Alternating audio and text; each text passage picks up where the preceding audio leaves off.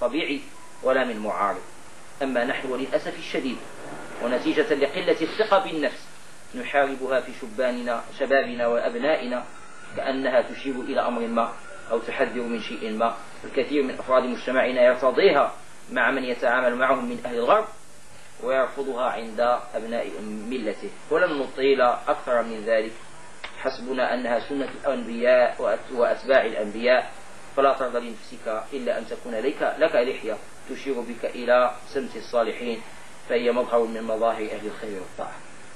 كلام جميل جدا وبسيط جدا. أيها الحبيب، احذر من التردد إلى أماكن اللهو والأماكن المشبوهة التي فيها الآلات التقليدية المعروفة أو الآلات الإلكترونية الحديثة، وكثير منها من آلات القمار. وأيا تكن شرعيتها والأحكام فيها فلا شك أنها منطلق هام لتعلم المخدرات والفواحش كالزنا وما إليه، ويتعلم فيها الشباب الألفاظ الفاحشة والشتائم تضيع أوقات الفتيان وتضيع زهرة سنوات عمرهم وعافيتهم ومرحلة شبابهم وعطائهم. يتعود فيها الأولاد وليثيرون على هذه الأوقات والبطالة والعبث وقتل الوقت وما مضى منه لا يعود. والغضب والعصبية تجعل صاحبها متهاون في عبادته خاصة أوقات صلواته، وهذا يؤثر على قساوة قلبه. تصرفه عن دراسته ومطالعته وتحصيله لعلومه الشرعية والإسلامية، أكان تلميذا جامعيا أو مهنيا أو صاحب مصلحة، تجعله يهدر أمواله فيما لا ينفع، تغريه بالتردد إلى أماكن الفساد ولعب القمار. وهذا غيظ منك، وأجلك الادعاء بأن هذه الأماكن تسلي وترفه، لأنها في الحقيقة تؤثر وتحقن النفوس، تورث المشاكل والمتاعب بعد الذي رأيت آنفا، فضلا عن مشاكلها الاجتماعية والمادية. وترفيه الحق لا يكون بما يخالف الفطرة وشرع الله تعالى، بل الذي يناسبهما والذي يكون أقرب للطبيعة والماء والخضرة وما يناسب النفس البشرية. ولا تعتقد أنك إذا لم تتردد إلى هذه الأماكن فستقف دورة الحياة. كلام طيب جدا. فتنة النظر، وهي من أسهل الفتن ممارسة وأفتكها، وهي الباب نعوذ بالله تعالى لمنكرات أعظم، فلا بد من وأد الفتنة من أساسها حتى لا تكون سببا للكبائر نجانا الله منها. وفي الحديث عن الله تعالى: النظر سهم مسموم من سهام إبليس، من تركها من مخالفة أبدلته إيمانا يجد حلاوته في قلبه. فاذكر أيها العزيز اطلاع ربك تعالى على سرك، فهو الذي يعلم خائنة الأعين وما تخفي الصدور. ولو لم يكن الموضوع خطيرا ومؤثرا على عاجلك وآجلك لما أنزل الله سبحانه: قل للمؤمنين يغضوا من أبصارهم وقل للمؤمنات يغضن من أبصارهن. وهناك بركات وكرامات لمن ذكر الله في نفسه وهابه في قلبه، لا يشعر بها إلا من جربها، وهي عبادة كريمة لو علم بها الملوك لجالدون دونها بالسيوف. وصدق رسول الله صلى الله عليه وسلم في قوله: غضوا أبصاركم تروا العجائب. وأنت يا أخي الشاهد على روحيتك ونفسيتك وصلاتك عندما تغلب شيطانك فتغض بصرك كم تكون قويا حينها. جميل هذا الكلام. ويتحدث عن فتنة النساء وفتنة الرجال أيضا بالنسبة للنساء، ويتحدث عن وعد الفتاة بالزواج، هذا مما لا ينبغي، وهذا الوعد الكاذب يعزز عليك كي يتحدث. وهذا لا أستحسن لك، فإن أردت الزواج منها الآن وكان الأمر ميسورا فاقدم والله يرعاك وهو هذه السبيل. وإن لم تعزم بعد أيا كان السبب، لسفر أو إكمال دراسة أو توفير مال أو انتظار شيء، فلا تعدها وتحجزها لسنوات، فلعل الظروف لا تتيسر لك، ولعل الظروف تغيرت لغير صالح الزواج منها، ولعلك وجدت من هي برأيك أفضل منها، ولعلك وجدت من هو أفضل منك. ولما نقول عن الإخوان نقول عن الأخوات أيضا. وربما رأت من المناسب أن تتزوج ولا تنتظر المشهود، فليس من المناسب أن تعيدها وتسمعها كلام الجميل وتطير بها إلى الأجواء الحالمة كأنها لا معلقة ولا مطلقة، ثم تعتذر منها أو تخلف وعدك أو تهرب من سبيلها، وهذا ليس من الرجولة والمروءة في شيء. ويتكلم عن حسن الظن. أيها العزيز عليك دوما بحسن الظن في إخوانك المؤمنين، وأن تجد لهم عذرا حيث ظهرت شبهة أو ريبة. من عرف من أخيه وثيقة دين وسداد طريق فلا يسمعن فيه أقاويل الناس، وأكثر مشاكلنا من سوء الظن بيننا. ويتحدث عن شعوب الدنيا، ويتحدث عن ضغوط الأهل في عدم الالتزام، وجميل هذا الكلام.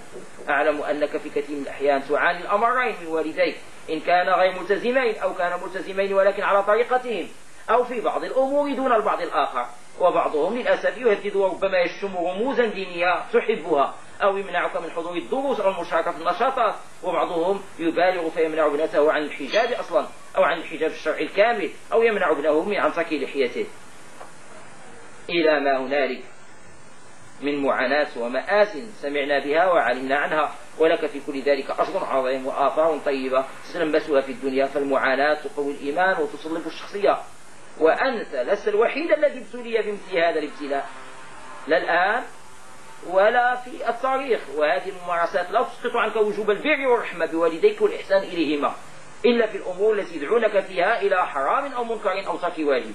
عليك بالثبات واستحضار تضحيات ما لا يحصى من أهل الله ممن سبقك وعانوا ما لم تعانوا. وهذه الفتنة لا يجوز أن تسيطر عليك، بل تمضي على سبيل ربك الذي به المستعان، فهو الذي أمرك وبيده مقاليد السماوات والأرض والنفوس والقلوب، ولولا أن ثبتناك لقد كدت تركن إليهم شيئا قليلا. حافظ على علاقاتك مع خلص المؤمنين وقليل ما هم، واعتبر بالقصص القرآني وسير الصالحين الأخيار، وكن كأنك أنت المسؤول عن أمانة الإسلام.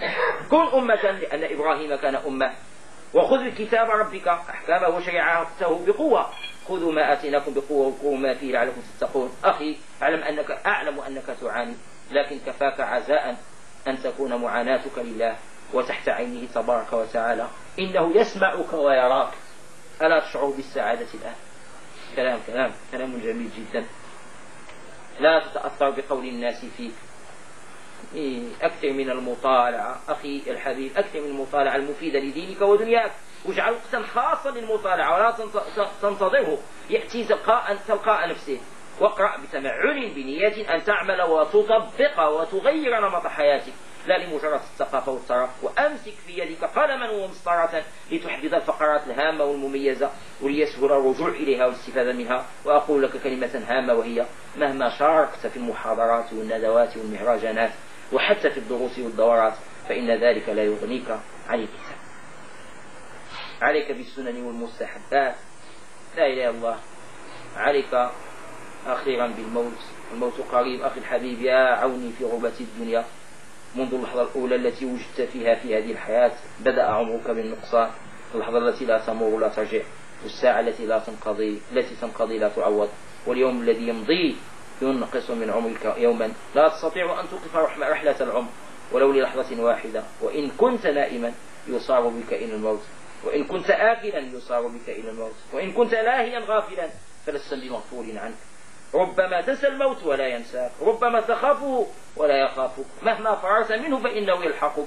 الهرب من أجل موافاته، وأنفاسك التي تتنفس تحملك إلى أجلك.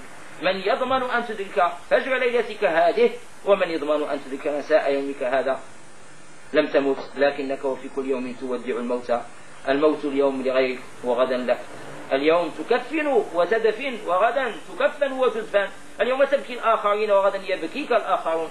اليوم تحمل وغدا تحمل. أخي لا تضمن أن تبلغ اللقمة التي في فمك، فماذا تعد نفسك في غدك؟ انظر حولك، ترى الجدران والبنيان هلك بانوها ويهلك ساكنوها ولا يبقى وارثوها. أخي كانت هذه الوريقات يموت كاتب هذه الوريقات يموت قريبا وهو بحاجة إلى دعائك.